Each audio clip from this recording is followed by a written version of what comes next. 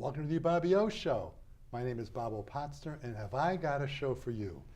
Today's topic, democracy. Democracy, protecting democracy. I've got three wonderful guests with me today who are people who are actively involved in trying to preserve our democracy from three different groups in Connecticut. We're going to talk about themselves and their involvement in their groups, how they're working from the grassroots level. I've been involved in politics for many, many years, boards of education, other positions, and the grassroots to me is the critical part of democracy, being local boards of education, zoning boards, whatever, up to the presidential office. And these are people who are both working, all three working to preserve our country from the grassroots level. I just want to read two little things to you before I introduce them to you. This thing you may not have heard in a while, but you probably should hear this. Congress shall make no law respecting an establishment of religion. Oh, that's from the Constitution, isn't it? First Amendment. Or prohibiting the free exercise thereof, or abridging the freedom of speech, or of the press, or the right of the people peaceably to assemble. One more time. Or the right of the people peaceably to assemble and to petition the government for redress of grievances. These three ladies are part of America who are working to fight to preserve that issue. And they also are people who live the lives of William Shakespeare, Julius Caesar, Act 2, Scene 2. Cowards die many times before their deaths. The valiant never taste of death but once. And I'm going to introduce to you my three valiant people here today with me on the Bobby O Show. We have, I'm going to leave them their first names, they'll introduce themselves. Julia, hello Julia. Hi. And your last name is? Bauer Richardson. Very good. I know your dad very well, whose name is? Randolph Richardson. Oh, we all call him Rick Richardson. Yes, by Rick. Next we have Vicki. Vicki Volper. And to your immediate right? Terri Nackid. Okay, folks, I would like you to tell us a little about yourselves and just mention the organization that you are with. We're going to get back in a little while to what the organization does. We just mention your background and tell us about your organization a little bit, who you are with. Okay, I guess I'll get us started. So again, I'm Julia Bauer Richardson. I am 24 years old. I graduated from Cornell University 2 years ago. I'm now working in Manhattan. I am the co-founder of Justice Southbury. We are a grassroots community organization based in Southbury, if you could guess. I really got into activism when I was 9 years old. It was the 2010 Gulf oil spill, and it was a very eye-opening moment for me and my two sisters, Anna and Grace. We saw something that was wrong, that was not right, and we knew that there was something had to be done, so we collected bottles and cans around the neighborhood and organized money for wildlife preservation and rehabilitation. And then from there, my activism grew as I grew as well. I got very involved in gun control activism and women's rights activism, LGBTQ rights, and I continue through Justice Southbury and beyond. So really happy to be here. Thanks, Bob. And you are employed now as a? I'm a paralegal at a law firm in Manhattan. In Manhattan. Yes. Okay. And you also are involved in a trivia organization. Oh, right? I'm also a trivia host. And in fact, when I met you and we did it for the first time, we did our first Zoom discussion, I asked you a trivia question, which you didn't get right. I'm going to ask that. And we had to bring that up, didn't we? I'm going to ask you that question one more time, just to get it. Who is the greatest football player of all time from Cornell University? Ed Marinaro. That one. Okay, thank you. Thank you very much. Vicki. Yeah, I'm Vicki Volper. I am a Westport resident for many years. I'm a mother, I'm a grandmother, and I am non-adversarial divorce attorney.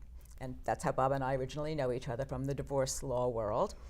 And I was not an especially political person until Trump was elected the first time. I was someone who felt, you know, this president I like, that one I don't, but eventually everything works out. We live in America, and we are, justice bends. You know, the timeline goes toward justice, and I always thought that would happen. And then in January of 2017, I formed this organization with a couple of other women, and we have been meeting weekly since then. And we do all kinds of actions. We quote Joan Baez often that action is the antidote to anxiety, and our missions are education and activation. Joan Baez is wonderful. Amazing. And I'm a big fan of Nicole Wallace. I listen to on MSNBC now, MS Now, and Nicole has her own podcast, and she had Joan Baez on one time. And I was doing my 4-mile walk, and Joan Baez was talking about life today, and Nicole asked her, she said, is it worse now or is it worse in the 60s? And Joan Baez says it's much worse now. Yeah, much worse now. I heard that interview. The group you belong to is I love it, Sisters. And maybe my director could put out the banner we have, if you get a chance, that shows the Sisters log. I think it's a really cool thing, and maybe we'll get that on in a moment. And I'll go to Vicki right now. Sorry, Terri right now, and we'll take it from there. Yep, I'm Terri Nackid. I moved to Bethel more than 20 years ago. We relocated from the Midwest. We were living outside of Cincinnati, Ohio, and to be honest, part of the reason that we moved is really part of the fundamental nature of why I'm actively involved in this movement now. We left because we were uncomfortable raising our kids somewhere that didn't align with our thoughts on things. And so I'm here today because I'm involved in a group in Bethel called Bethel. We call ourselves Bethel Rallies, that we rally every week. But I became very active publicly after the sadness and the terrible events at Sandy Hook. And Bob and I have a mutual friend who's a teacher there. And so that really got me very active in protesting against gun violence, being as active as I can against that, and it's naturally then, all the things that have happened in the years following have led me to my activism now. And you have some great buttons on. First of all, your earrings, if you can see them, are a piece from the early 60s, right? Yeah. All we are saying is give peace a chance, right? That's it. And you have some buttons. Let's see, No Kings button. What else? Can you tell us I what have a buttons No you have Kings. I have Resist, of course, with our, Statue of Liberty. And I also have the button for Teachers Unify, which is an national organization that was our friend Abby, that she co-founded and is the executive director for. And we feel very positive about all the change she's making and what she's doing to support teachers who are impacted by gun violence. And actually, Abby, her name is Abby Clements, Yeah. and she was a teacher. She's a teacher at Sandy Hook. And as I understand it, if the gun shooter had gone left or right or vice versa, Yeah. it would have been her classroom. Yeah. Abby's been on my show many times, and Yeah. she's just an absolute great hero. And she spoke at the National Convention. She stood on stage with Kamala Harris. But one thing you didn't tell us, Terri, is that she's a phenomenal poker player. But that's we have a very small group of people. I wasn't sure if I should say that's how you and I met. That's how we met. We had a very, very small stakes poker. Yeah. I'd like to, before we get into your background in your organizations, we have some clips. I'm going to ask my director to put on the clip of your organization, Justice Southbury, which has met 296 or 7. 297. 297. If you drive on I-84 going from Danbury to Waterbury, it's exit 15. It's where the Dunkin' Donuts is. There's this big green area.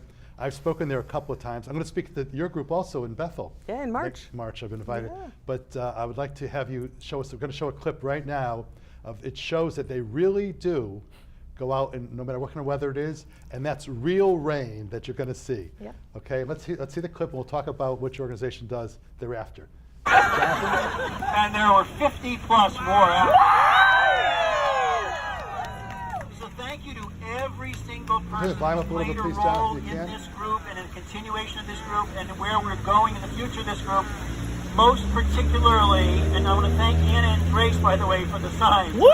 Usually we're on side. But most particularly, our final speaker, Julia Bauer Richardson. Yeah, Julia!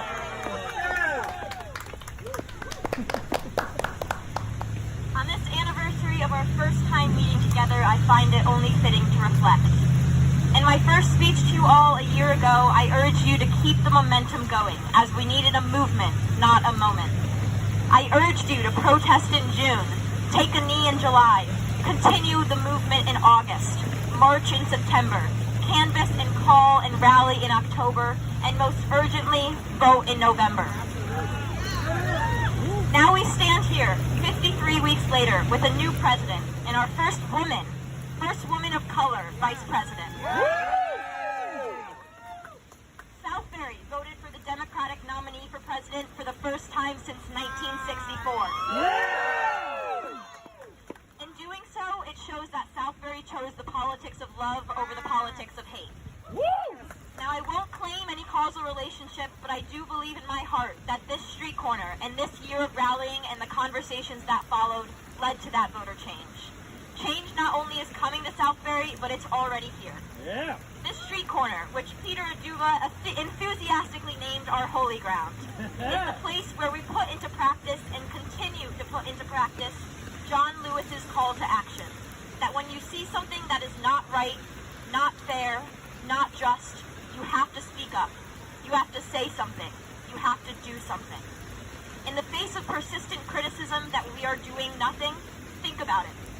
Black Lives Matter is not just a concept that we rally for, but an expression of empathy for and solidarity with those Southburyans who are treated differently solely because of the color of their skin, or their gender, or their sexual orientation, or their country of origin. By rallying here every Sunday, we ensure that anyone listening cannot deny that there is a racism problem in their own backyards. After a year of insurmountable loss and trauma, we have continued to unite under a common cause and fight for a better community for our neighbors. We stand as one family, one community, and we have stood strong for 1 year and counting. Yeah. Through rain, snow, heat, and a plethora of Trump 2020s, we stayed true to our cause, and we stayed true to each other. Here is to year one, and I just can't wait to see what year two has in store for us all. Peace and love, everyone. Yeah, Julia! And with that, even though you're standing in the rain, are you still fired up and ready to go? Fired up! Fired up! Fired up! Ready to go! Ready to go! Fired up! Fired up! Ready to go! Ready to go! Fired Fired up! up! Ready to go! Ready to go! Let's go change the world. Thank you all for coming, and remind people that hate has no home here in Southbury. Let's get fired up. Let's get fired up. Now, you've told us a little bit about your background from age 9 being involved in important causes. How did you get involved in this particular organization? Because this is what your dad tells me, you were actually the leader of the organization. Yeah, so Justice Southbury, or what Justice Southbury was at the time, we formed the Sunday after George Floyd was murdered in May of 2020.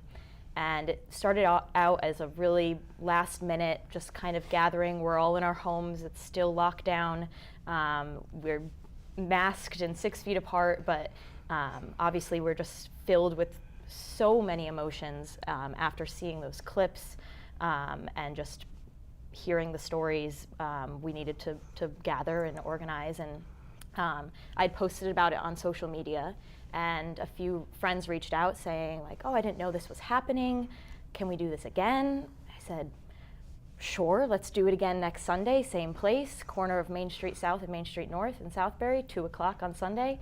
And from there it grew. I remember we made some signs for that second rally, and there was an older couple, the Landers, who have become a great story for the Justice Southbury community, and they were starting to bring their signs back to their cars. And so I went to them, I said, oh, I can take those back for you. They said, we'll bring them next week.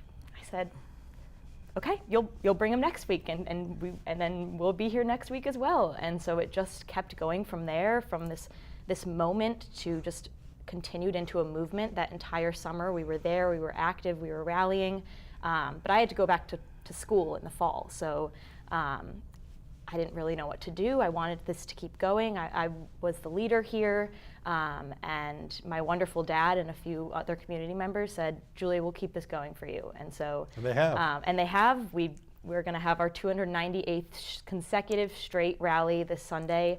We have rallied through straight blizzards, through the hottest of heats, through rain, through snow. That video that was shown, that was me at the 1 year commemoration rally. We had about 150 people, 175 people in the pouring rain for 2.5 hours. And our our group itself has really expanded since that first Sunday when we really didn't know where this was going. We thought it was just going to be a one and done or maybe a two and done. And we had the election coming up that year, so things just kept giving us a reason to be on that corner. And things now, almost 300 weeks later, still give us reasons to be on that corner. What makes me really happy about you is not only how you speak and what you're doing, but your age. I've been to groups that I'm involved with in which I brought the average age down,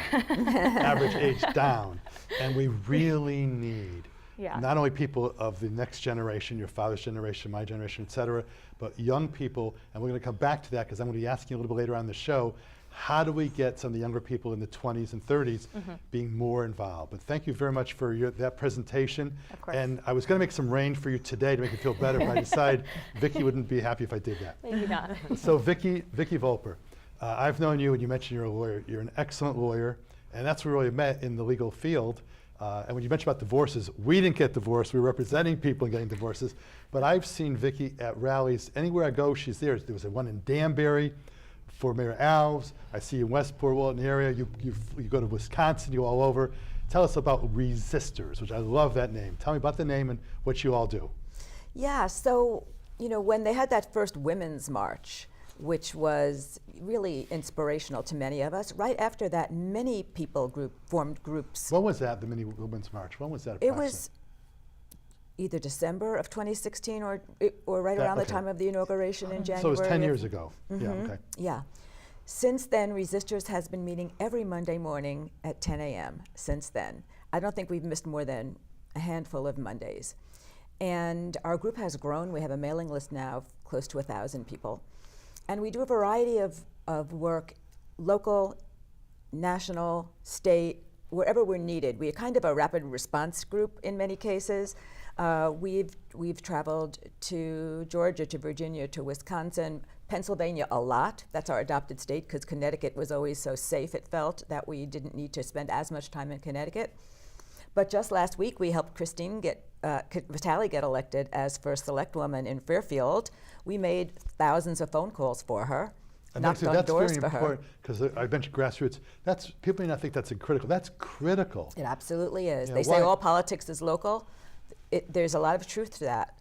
And I tell people, your day-to-day life is much more affected by who your first selectman is than by who's your senator in Congress. Because whether your potholes get filled, whether they ban books in your schools, those are made at the local level. My Board of Education, 15 years, we had 20 women who'd come every week to our meetings, and that was great because it kept us on our toes. And that's a very important thing. So your activities in the grassroots level is very critical. You do a lot of writing letters, and et cetera, and knocking on doors. We do phone calling, and we train our people to be really good phone callers and to be really good door knockers. And can you see right now? Is that your sign? Yes, we also do what's called the Visibility Brigade. Every Wednesday afternoon, we are on the bridge over 95 at exit 16. That's it, right? Is that it? That's our banner, and we have a message facing the traffic below us, and we can't trust the mainstream media anymore to get our message out. So we get our message out ourselves by putting it over the highway so that people can see it. I never would have thought in America that we would need to have protection for people just standing on the street protesting. Yeah. But now what we've seen in Minnesota and Texas, the thing in Texas, if you saw it on TV, where a lady was in a car and these men, by the way, what is this right here? This is Big Bird. But these men stopped the car They came with their guns pointed, and do you take precautions, or are you just sort of taking your best efforts? No, we're a bunch of old white ladies, and we feel like we're okay for the most part. We do have some men join us, and we're in Connecticut. We bring a boombox, and we have music, and we dance while we're protesting. And cars go by and honk in support of us all the time and smile, and we join us. We welcome them. Anyone who wants to join us is welcome. And we have not felt unsafe to date. I've seen you guys act like the Ohio State University marching band. You know what I mean? Because you have this organization, you have this way you stand. Do you have? I don't know if my director can get the picture of the No Kings sign. Oh. That's what I don't know if they can find that, Jonathan. If you can get that on. Where we walk into place. That was not organized by us. That was organized by Indivisible Stamford, but resistors participated in it. Okay, let's see if we can get that on. It's pretty coming cool. on right. And it's real. I was, like I said, the Ohio State Marching Band. Actually, the Ohio State University Marching Band. They're looking for it now. Maybe we'll get. It's that first It's video, the it fourth says from the Human left. No Kings. Human No Kings. That fourth from the left. That's the one. Modern technology. There it is. It's on. And see how it marked. I mean, that was pretty cool. Were you in there? I was in the first N. I can see you. We can see Vicki right there. But again, that was organized by Indivisible No Stamford, Kings. but we work with them a lot. And before I get to Terri, before I get to Terri, I hear rumors that there's going to be another No Kings rally coming up on March 28th, March 2026. 28th, we are organizing. We are. Bigger and better. We want to get to 3.5%.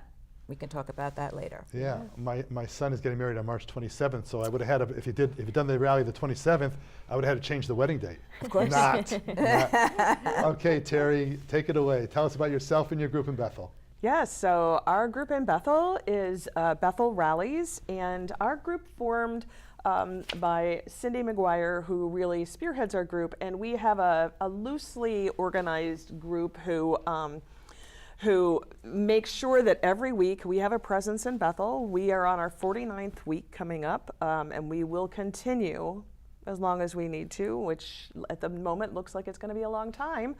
But our goal every week is to have a presence in downtown Bethel, and we want to bring in the community, have a community. That's our group. We want to be very visible. We want others to know that they can join us, that we're not going to back down, that we have a voice, that we have a right to our public speech. All of those things are part of what our group does. We have generally a speaker every week that may talk on a community topic. Maybe it's something to educate our group on. Other times it's how can we be more active? What can we do? Or it might be, this tragedy happened and how are we going to respond? How do we work through this? There's kind of something for everybody. It's a very well-rounded rally that we have. And it has brought so many people together. Last week in the horrible cold, we had 65 people. And we've had as many as, we also hold the No Kings rallies, and we had well over 1,000 for the last one, and we're preparing for the next one as well in Bethel. And so that's kind of our focus. We have music. We really want to have this sense of community, belonging, and that if, excuse me, if people see us, they'll know that there are like-minded people there with them. I want to comment on one thing, and the picture that you had, that's where you're standing right now, Yeah. Tolerance, Not Violence. And you had a little controversy in Bethel because that location, when I went to a couple of your rallies, that's where you were, except for the big No Kings was in front of City Hall. Right. But there's been some movement from what shall we call the MAGA group. And can you tell me a little about what happened there and why you moved from that spot where we're shown right now? Because it was upsetting to me about the little pressure that you received. Yeah, so there's a group, a very small group that are, counter to us, and the most they've ever had is about, less than 20 people, maybe 17, but they've arrived before us and put maybe 30 flags on the green, so there's no space. And we've, there was talk in the town about possibly requiring permitting and having people sign out that area in advance. And we all felt it wasn't in the best interest of free speech to have that happen, and so that has not happened, thankfully. But we just felt that that the location is important, but the message is more important. Yes. And so we've been very fortunate to have some other locations where we can move to that have good visibility and have continued to allow us to grow and have the same kind of experience and presence that we had before. So that's kind of where we are now. I agree with what you said, because First Amendment rights don't just belong to people who agree with us. Oh, that picture right there, let me just stop right now. That's our No The Kings. picture right here, that was your No Kings rally, which was, I went that day to your rally in Bethel, and then I went to the one in Richfield. Yeah. And as a matter of fact, maybe we can show even Bobby O came all the way to Bethel Yeah. from Richfield, a 15-minute drive. And we can see that when you get that up, Jonathan, you'll see the pictures of me at the rally that you ran. Yeah. But I think it's really important, as I was saying before, that First Amendment rights are not just for those who agree with you. Exactly. It's for everybody to have a right to have peaceful protest. There's Bobby O and Wendy, except that my sign's a little upside down.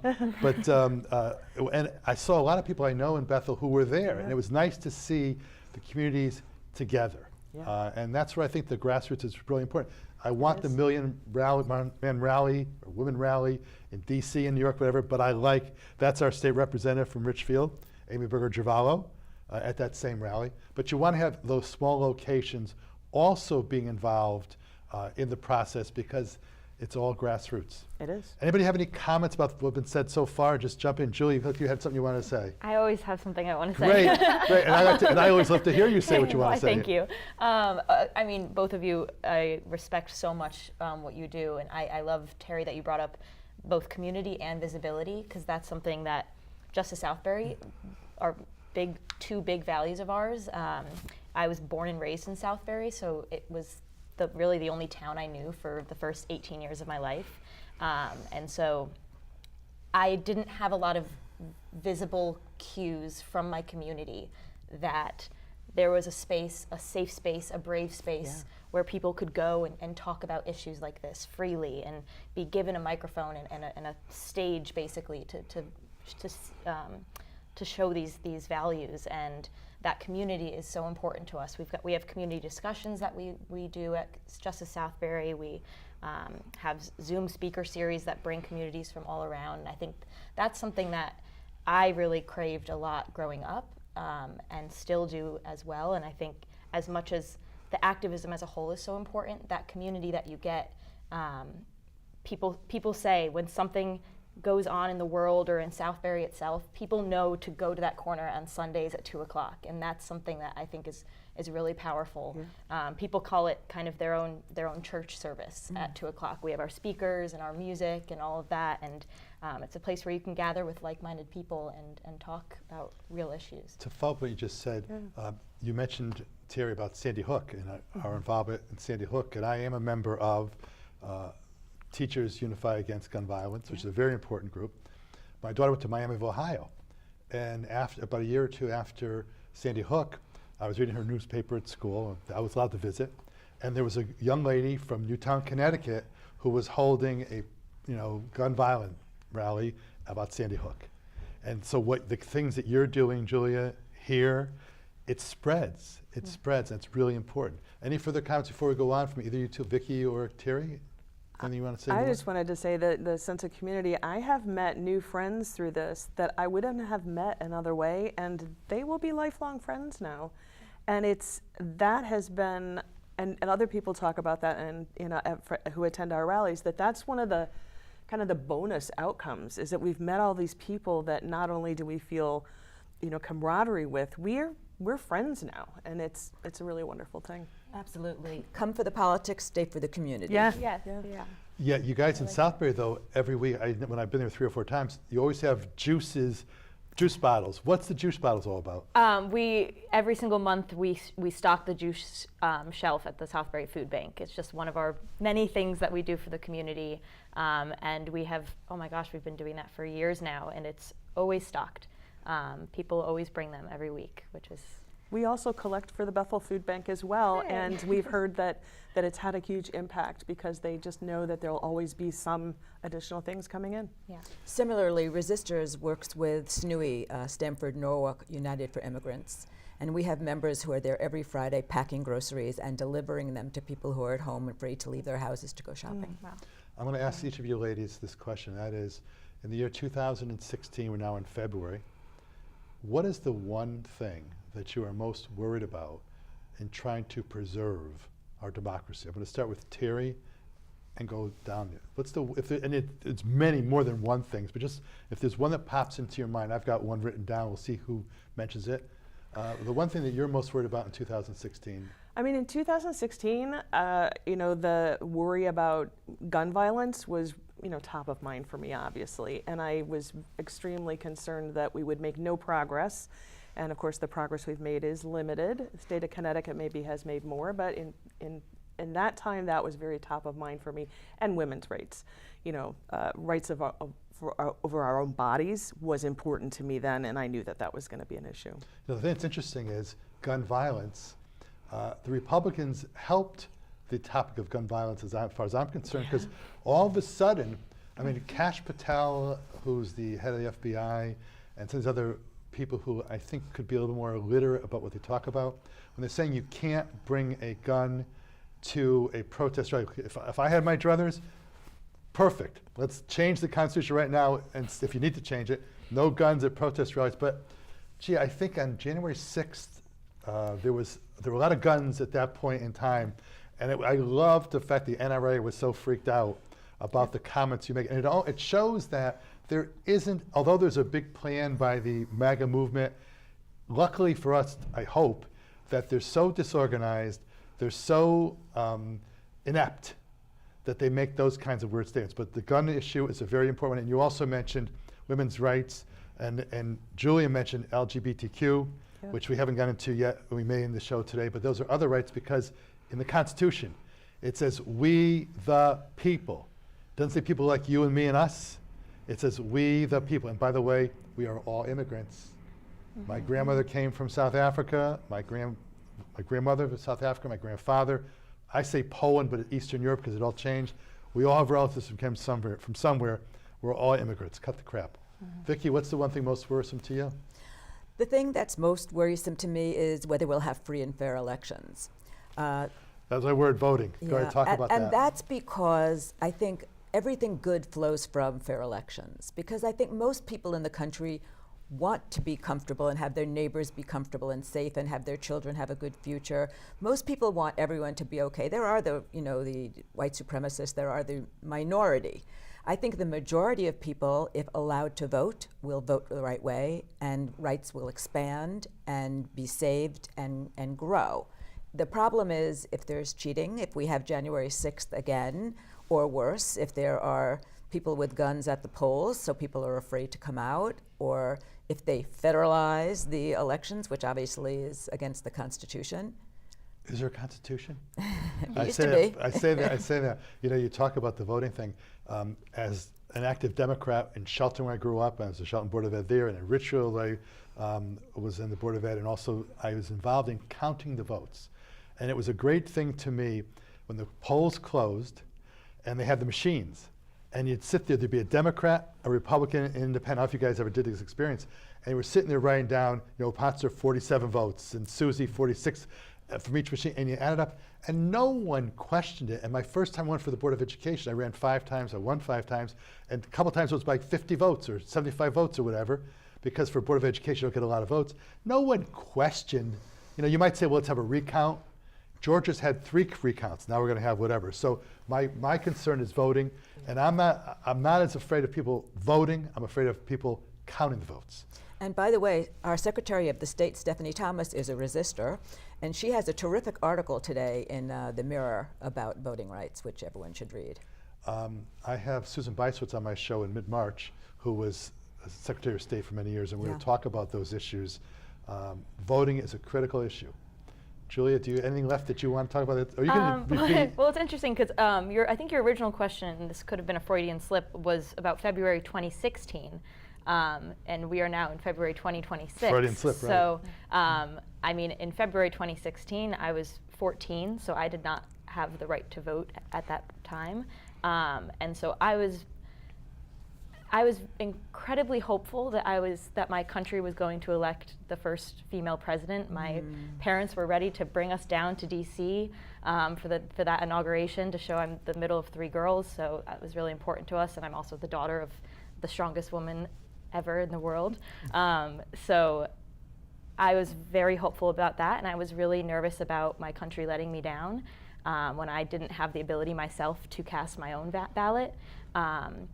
And now that I do have the ability to cast my own ballot, I am still terrified of this country letting my generation down, letting the generations to come down. We've been handed a lot as I'm starting my career and really getting into the workforce. It's a lot to grapple with when you're just trying to start your life, when you open your phone and see what is going on. So in February 2016, I was worried about the state of our nation. In February 2026, I am even more fearful for the state of our nation. So that. Thank you for catching my Freudian slip. Actually, I had the honor of nominating a friend of mine who passed away, Susan Coco, who was the chairman of the Richfield Democratic Party many years, and she was a delegate for 3 national conventions, and I had the honor of nominating her to be a delegate for Hillary Rodham Clinton. And speaking of that election, there's only one thing that, in my opinion, caused her to lose the election, and it was not because she was a woman. It's because of James Comey. Yep.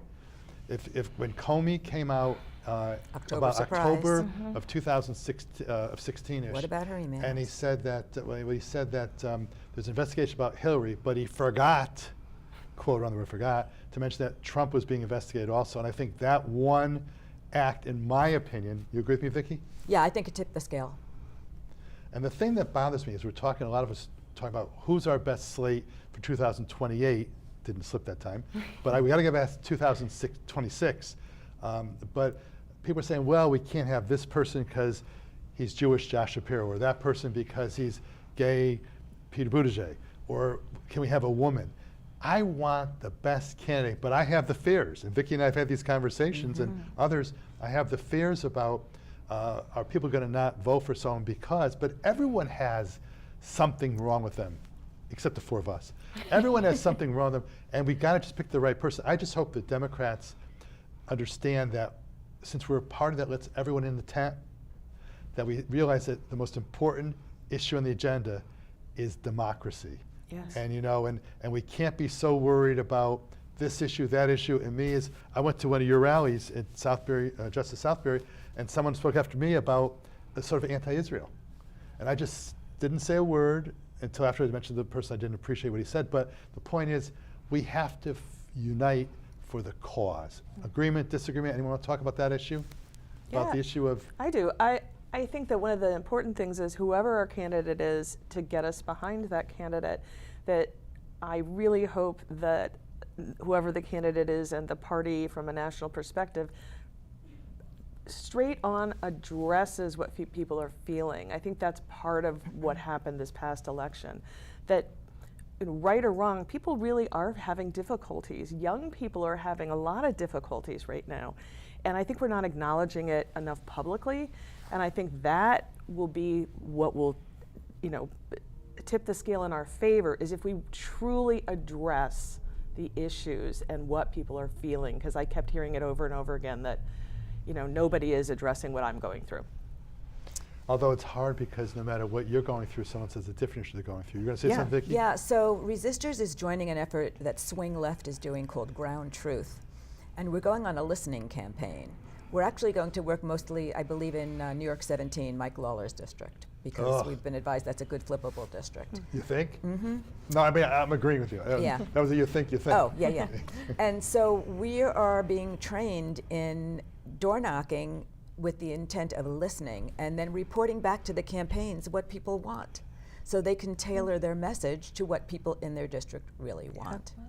We have a housing crisis, and I've been thinking about the housing crisis being inner cities, people are homeless, et cetera, but now I hear people trying to buy homes for the first time, and I'm hearing listing prices, let's say $1, and the people are bidding $2 because there's such a shortage of housing markets, houses on the market.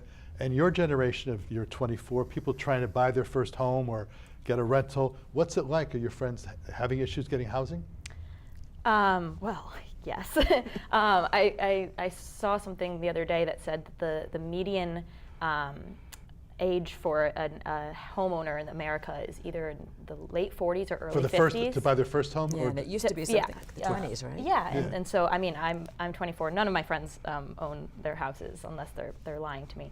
But well, 24 is a little younger, but 30 you should be able to. It's something that is so unattainable that it's something that I don't even really think about, because I just assume that it's not going to happen to me for a long time, and most of my friends, because it's just, I mean, the prices are high and the income is low, and so it's not, I think, part of why Generation Z, which is what I'm a part of, why I think sometimes we get portrayed as cynical, is because we just have been handed, we have the expectations of, I came out of college whenever, You went to a back in pretty the good day. school. Cornell's a pretty damn good school. Yeah, but even still, I mean, the job market is a terrifying place right now, and has been, and a bachelor's degree is not what it used to be, and just to be handed those tools, I think it's something that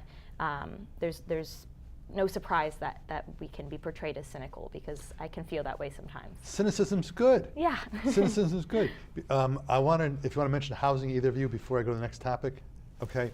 I did a show last week on AI, and I will be honest, I don't use AI as much as, I'm sure you use it much more than I do, Julie, as a younger person, but I'm learning AI, and actually the canons of ethics for lawyers require us to keep up with technology. And so there's seminars about AI that we're getting into, but I had a show last week about AI with an expert named Rick Lawrence, and we're talking about the job market. And what frustrates me is, I don't know why we're having so much energy, this is a rhetorical question, energy put on the 2020 election that went to court 60 times and Trump lost his theory 60 out of 61 times, while we're going back to that election and not having our congressmen and our senators talk about in Washington, what about AI? Because AI is having, and will have even a greater impact on the job market. I want to talk about what your thoughts are about AI and our country not dealing with the AI issue. I'll start with Vicki this time. Well, it's interesting. The reason we talk about 2020 is because Trump's talking about 2020. He is relitigating that, even though he lost in 60 court cases. I mean, that's the only reason that we're talking about 2020. But I use that as an example where that's what's being talked about, and little Mikey Johnson isn't talking about, well, the AI thing is a critical thing. So what do you think about the AI issue and it not being discussed? I think it's something to be very worried about, because this whole deep fakes thing that's happening with AI being able to not be able to trust what you see because of the way they're able to create an alternate reality. That's what my fear is with AI. It's also going to affect the job market for sure. There are people who do a lot of kinds of work that are no longer going to have jobs because they can be replaced by AI. I actually work in technology. I'm a database administrator, and the product we use has rolled out a digital AI assistant that you can purchase that is supposed to act as like the equivalent of a part-time staff member. Where'd you go to college? I'm teasing. Yeah, no, and I'm like horrified by that. It's not something we're gonna do, but it's everywhere, and it's like you said, I feel like with this product, why are they worrying about AI when there's so many other problems they need to solve in our software? But it's a daunting thing. It's not going away. We aren't going to be successful at eliminating it or fighting it. We need to be very aware of AI, what it does, what it can do, how people are using it, and not only the impact of the technology on the job market, on information, but also the environment, because what's necessary to power all those computers is daunting, frankly. Yeah. And we have to really think about all of that. In my show, which I should send you a copy of, we talked about the electricity factor and the need to do it. And another thing, I mean, I could sit here and list 80 things I'm upset about with the current administration, but having renewable energy, okay? The sun isn't going away. If it goes away, we're all dead anyway, what do we care? But windmills and those kinds of things, and we had charts he put on the show about the wind energy, and the amount of needed electricity or power is astronomical. So I think that's a very good point. I'll make another comment that Vicki, I'll follow up on you, Vicki. I'm renovating my office, my home office, and I couldn't find my copy of the Constitution because I had to move my books around. So I went on to Google to find the First Amendment, to quote it correctly. And I'm thinking, how do I know that the thing on Google is going to have the actual exact verbiage of the First Amendment? And that's something we talked about in the show also, because there's controls. We see the Washington Post is going to be going to hell right now. And there's control by the multi-billionaires you mentioned before the show, about the billionaires that you've maybe in the show, Julia. And there can be controls of information. And that's something that's happened in fascism. Comments Yes. about that, the control of information. Anybody have any comments about that? Well, I would actually love to return to, first of all, thank you, Terri, for bringing up the environment, because that's a very important part Sure, of AI. do I it. also think I center a lot of my work in education. It's something I really value and I really talk about a lot. And I think AI in education, it is something that is a daunting fact, where just with ChatGPT, which is kind of a basic form of AI, the reliance on that for writing sentences, for writing essays, I think it can be a helpful tool in many ways, and just the way that the world is going, AI is going with it. But it's something that I think we need to find a balance in education, because it's something so new, and I think it is a tool that, yes, again, is helpful in some ways, but is really starting to take away some really critical thinking skills that everyone should be able to have without the use of a chatbot. 2 weeks ago, I had the superintendent of schools of Danbury and the chairman of the Board of Education, and that was a topic of concern, writing. Yeah. Any comment, Vicki? I just want to mention about the alternative energy. I mean, the wind farms that we have in Connecticut that are being built, that are 80% built, that Trump has shut down, we have to thank our Attorney General, William Tong, for fighting so hard Yes. to keep William those Tong's going. amazing. He's doing an excellent job, as are the AGs of many of the states. Yeah. Any further comments on this topic? Yeah, so you mentioned fascism and how this maybe supports fascism, and I think that's taking it back to our rallies. I think this is one of the things that we do when we gather, is we can say with our speakers, remember, this shouldn't be your source of all information.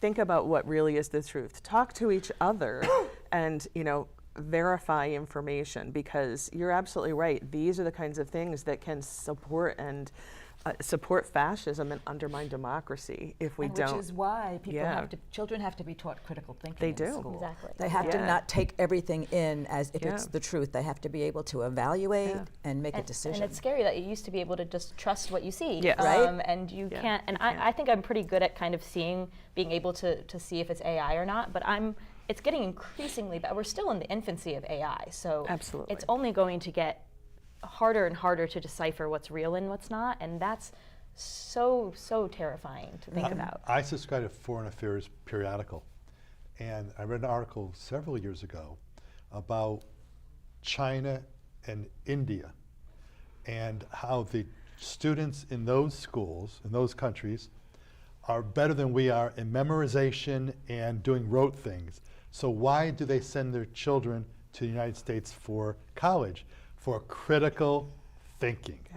And imagine the stupidity of, as far as I'm concerned, the two biggest resources we have are our hospitalization, our medical systems, and our education. That's where we get a lot of our money. I can't give you numbers, but importing activities from those two things. And yet, there was this fight to not let kids go to Harvard from foreign countries. It's just shocking, which is going to lead me to my next question. I'm going to ask this question of the three of you. Are you optimistic or pessimistic about the future of democracy in America? Who here is optimistic? I am. I think I am. Okay. Who here is pessimistic? I'm a little more. I also am. Yeah. It's like a mugwump. Both in the old- hands. you're like- Yeah. There's another group that were called the mugwumps in the 1860s, I think it was, who had their mug on one side of the fence and the wump on the other, the mugwumps. But I asked the question because there is no black and white, optimistic, pessimistic. Tell me, each of you, something you're optimistic about and something you're pessimistic about in like bullet point. I'm going to start with you, Julie. Don't turn around. It's up to you first. Okay. I'm like, all right. Well, something I'm optimistic about is this. I was wondering, that's Is my, this. she stole my answer. This, Justice Southbury. Every time I'm there on the corner, and I go as often as I can. I'm now that I'm not in Southbury full time. You missed my speeches. You weren't there for mine. I know. I watched it live on Facebook. Did you watch my dancing? Yeah, I sure did, Bob. I'm optimistic about conversations like this, that we're having these, that we're gathering, and bullet points, sorry. So yes, I'm optimistic about this kind of thing and that we're having these conversations. I'm pessimistic. Which do I choose? What I'm pessimistic about. You could do more than one. I think I'm pessimistic about the fact that we can have these conversations, but it's so hard to have communication across the differences.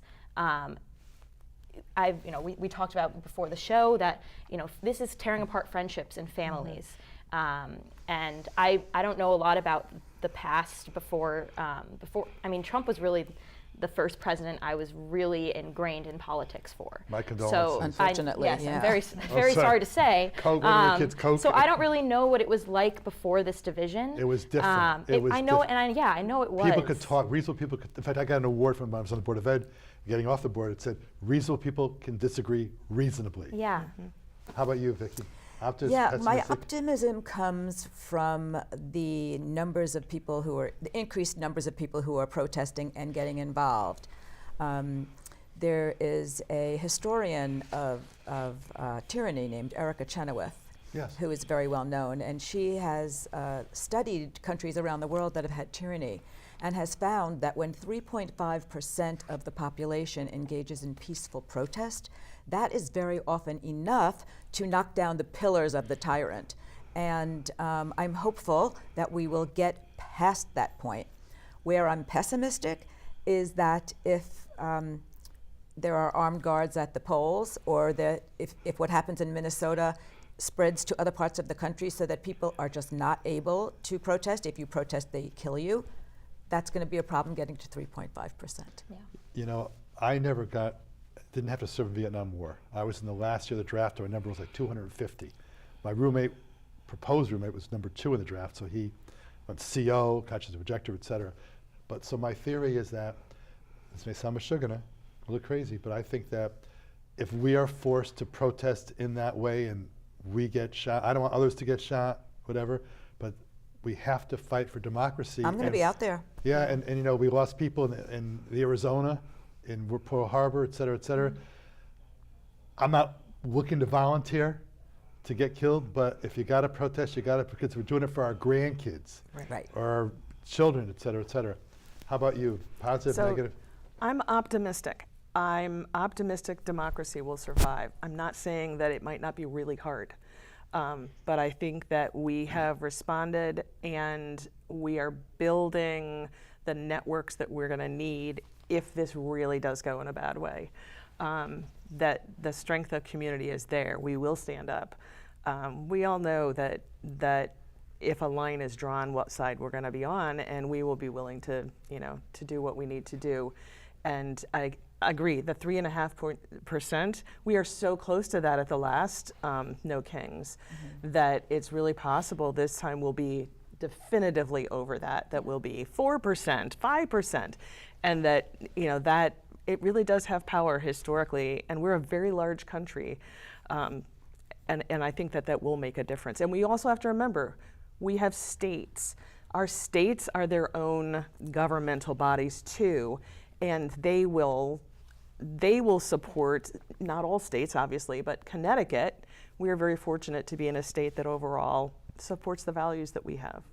Just to clarify, the 3.5%, going out to rallies is not sufficient. They have to also be boycotts and work sure, stoppages absolutely. and other kinds of actions. Yes. But the it'll rallies feed are how into you get that. people, it's like the right. introductory Yes. Exactly. kind of. Dipping your foot in. Exactly, the toe in the water, and then Yeah. hopefully Yep. they will then do more. It has to be sustained. Here's my optimism, and Terri knows this from playing poker with me.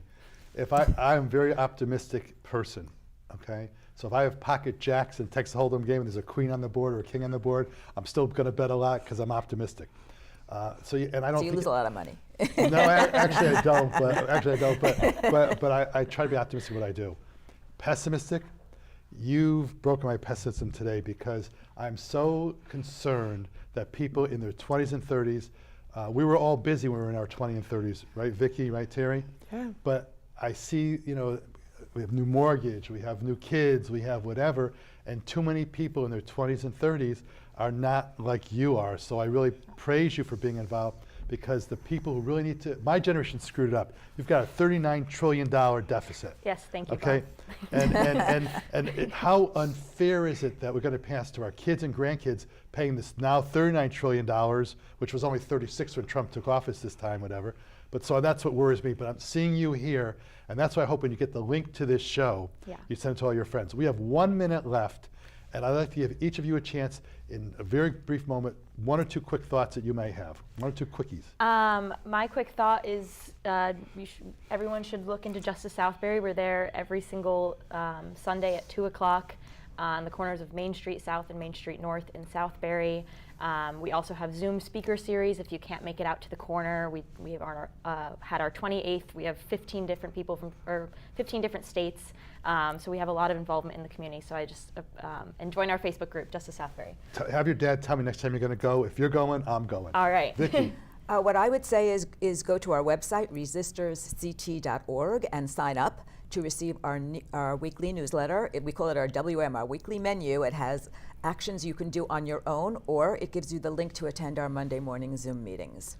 Terri? I would say for anyone who is interested and available, the Bethel rallies are every Saturday at 11 a.m. somewhere in downtown Bethel. We're pretty visible. But really, find the activism that works for you. You know, attending a rally might not be the right fit, but maybe you can write postcards or make phone calls. Find the group, they're all around.